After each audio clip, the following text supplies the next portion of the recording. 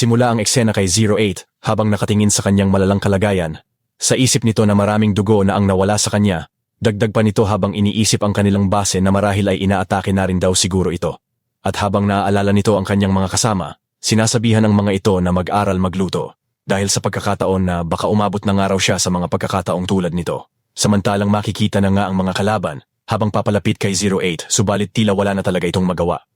Samantalang lipat ang eksena at makikita sila 016 habang tinuturo nito ang lokasyon ni 08. At habang makikita ang isang bangkay ng isang kalaban, makikita dito ang kanilang leader habang napapaisip na ilan na nga ba ang nawala sa kanila, na tila nauubos na nga raw ang grupo nito. Iniisip pa nito ang 2 bilang ng kalaban, subalit tila wala silang magawa sa pinsalang naiidulot nito sa kanilang grupo. Samantalang agad naman itong tumawag sa kanyang radyo, tinatanong nito ang 2 nakatakas sa kanila kanina. Agad din naman sumagot ang tao sa kabilang linya at naririnig pa rin daw nila ang tunog ng motorsiklo nito at tila papalapit daw ito sa lokasyon nila. Agad din naman sumagot ang leader na huwag hayaang makatakas ito sa huling pagkakataon kahit anong mangyari. At habang patungo na rin ang leader sa lokasyon ng mga ito, ay agad din itong nakatanggap ng tawag sa radyo. Sinasabi nitong natagpuan na nila ang isa sa mga ito at tila malubha ang kalagayan nito, kaya nagtatago ito ng hiwalay sa mga kasama nito. Subalit agad sumagot ang leader na agad patayin na lang daw ito. Samantalang lipat ang eksena habang makikita sila 018 at 016 na tila nabibigla. At dito ay makikita nila na napapaligiran na ng kalaban si 08. Samantalang makikita naman ang leader na nakatanggap muli ng tawag sa radyo na nagpakita na nga raw ang 2 na kasama ng kanilang natagpuan. At agad naman itong sumagot na patayin na nga na rin ang mga ito. At dito makikita ang isa sa mga kalaban handa ng harapin sila 016. Subalit agad din naman nagsalita ito kay 018 na siya na ang bahala. Agad mabilis na umabante ang mga ito sa mga kalaban, subalit tila nahihirapan si 016 sa pag-asinta. Sa isip nitong masyadong magalaw ang kanyang posisyon, at habang patuloy sa pag-atake ang mga kalaban, ay makikita pa rin ang mabilis na pag-abante ng mga ito. At dito makikita si 016 na biglang tumayo habang nakasakay sa likuran ni 018, agad itong nag-focus habang tinatansya ang mga kalaban, at dito ay napasigaw na nga si 018 kay 016. At dito ay makikita na nga ang pagbaril ni 016 na agad tumama sa ulo ng kalaban, at agad din nitong pinabagsak ang isa pa. Samantalang agad din naman sinugod ni 08 ang natitira pang kalaban. Agad nitong inaagaw ang baril at agad tinapos ang kalaban. At habang nakalapit na sila 016 sa lokasyon, agad din naman sinabihan ito ni 018. Pinupuri sa pagbaril nito, dagdag pa nitong alam niyang magagawa niya iyon ng maayos. Subalit biglang nagulat ang mga ito nang makita nila ang pagbagsak ni 08 sa lupa. Samantalang makikita naman ang leader na sinusubukan tumawag sa kaniyang grupo. Subalit tila wala nang sumasagot. Agad napaisip ito na kung napatay na nga rin daw ba ang mga ito. Subalit tila may tumawag dito at tinatawag itong Iskol. Sinasabi nitong kung hindi pa rin daw ba gusto nitong makipagtulungan. At dito ay makikita ang isa pang bagong karakter na leader ng isa pang grupo at tinatawag itong Volt. Sinasabi nitong sinundan daw talaga niya ang mga ito. Dagdag pa nito na aminin na daw nila na ang kanilang target ay matatawag talagang mga halimaw. Sinasabi pa nitong kung pipiliin pa nilang lumaban ng di magkasama, mas lalong lalaki pa ang pinsala at pagkawala ng kanilang grupo. At dito ay makikita na lamang si Skull, naiinis sa mga katotohanang sinasabi ni Volt, subalit agad din naman itong pumayag at magkahiwalay nga raw nilang atakihin ang mga ito. Samantalang lipat ang eksena sa lokasyon ni 02 at agad itong nakatanggap ng tawag sa radyo at ito na nga ay si 018. Sinasabi nitong natagpuan na nga daw nito sila 08 at 016. At habang narinig din ito ni 04, sinasabi din nitong maswerte pa ang mga ito at naabutan pa itong buhay ni 018. Subalit dagdag pa nito na hindi pa rin sila makaalis sa sitwasyon at ang isa pang araw na malalang problema ay si 08 dahil nauubusan na raw ito ng dugo at ito ay wala ng malay. At habang makikita ang pagkagulat ng dalawa, dagdag pa ni 018 na kailangan na daw nilang madala si 08 sa ospital. Samantalang agad inutusan ni 02 si 04 para tulungan ang mga ito at agad din naman itong sumunod. Samantalang lipat ang eksena habang makikita ang mga kalaban sa magkabilang lokasyon kala 016. Napasigaw na lang itong may mga reinforcement ang mga kalaban at napapaligiran na nga raw sila. At habang nabibigla si 02 sa narinig nito, makikita naman si 04 habang sumasagot sa tawag ni 016. Nabigyan lamang daw siya ng mga ito ng 10 minuto at panatiliin ang kanilang posisyon. Samantalang lipat ang eksena sa grupo ni Volt at sa pagsenyas nito ay agad naghanda ang isa na may hawak na RPG. Agad itong napansin ni 018 at agad sinabihan nito si 016. Habang makikita naman si Volt habang nakangiti, sinasabihan nito si Skull na kapag pinagtulungan nila ang mga ito, magagawa nila itong tapusin. At habang makikita naman si 018 sa pagtanggap ng mga baril mula sa mga kalaban, sinasabi nitong wala na silang matakbuhan. Habang makikita naman si 04 na iinis, habang nagmamabilis papunta sa lokasyon ng mga ito.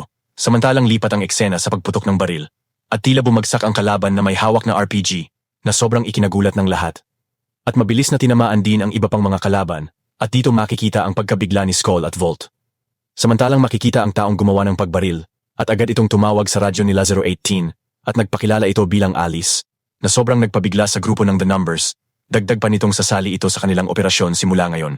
Subalit agad din itong ngumiti at tinatawag nito si 018. Kung hindi daw ba ito titingin sa kanya ng may buong galit? Dahil sa huling pagkikita daw nila ay sinubukan daw nitong kunin ang buhay ni 018. Subalit sumagot lamang ito ng pabiro. Bibigyan pa niya daw ito ng yakap at halik. Subalit makikita naman si Alice na ngumiti at kalimutan na nga lang daw ito ni 018. Umpisa ang eksena habang makikita sila 016 sa patuloy sa pagtakas sa mga kalaban. Habang makikita naman ang mga ito sa patuloy na pagbaril. Subalit makikita naman si 016 habang gumaganti ng baril at isa-isang pinapatumba ang mga ito. Habang makikita naman ang asintadong pagbaril ni Alice mula sa malayo at patuloy rin sa pagpapatumba ng mga kalaban.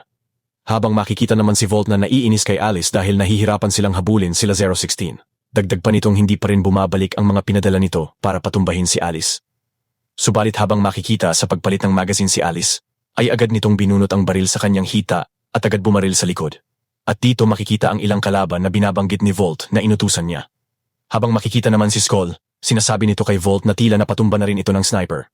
At dito makikita ang pagkainis ni Volt at biglang muntik na itong tamaan ng baril sa ulo, na lalong ikinainis nito. Samantalang lipat ang eksena kala 016 na patuloy sa pagtakas. Subalit agad napansin ni 018 ang kalaban sa kanilang harapan. Subalit agad na may nagpaulan ng baril sa mga ito na sobrang ikinagulat nila 018. At dito makikita si 04 na agad ikinatuwa ng dalawa. Agad tinanong ni 04 ang kalagayan ni 08. Subalit sumagot si 016 na wala pang kasiguraduhan, subalit pahina na ng pahina ang paghinga nito. At habang makikita si 04 sa pagtitig nito kay 08, ay agad din nitong sinabi na agad nilang dalhin ito sa sasakyan malapit sa kalsada at siya na daw ang bahala para harapin ang mga kalaban. At habang agad na sumunod sila 016, ay agad din naman makikita si 04 sa matinding galit nito. At agad na nga itong kumilos. Samantalang makikita naman si Volt habang sinasabi nito kay Skull na matatalo sila sa ganitong kalagayan.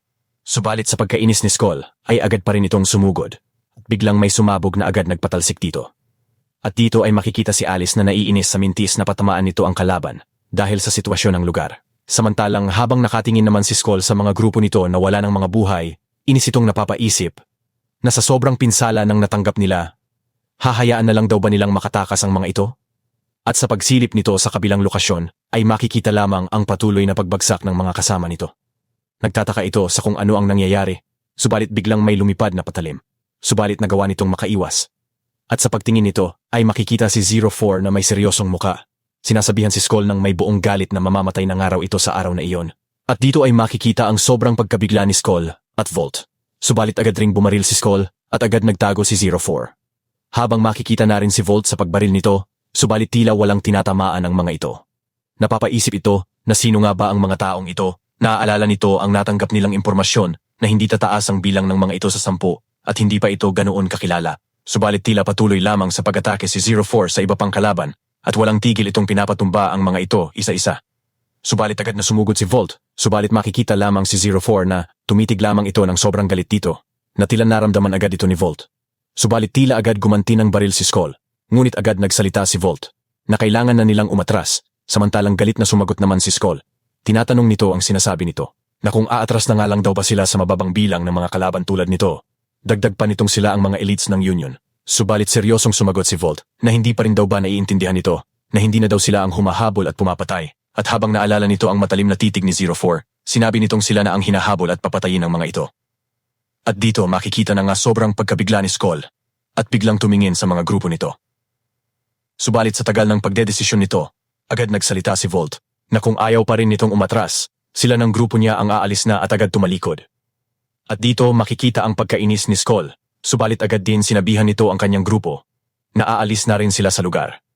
At lipat ang eksena sa lokasyon ni 02. At dito makikita ang leader ng mga kalaban.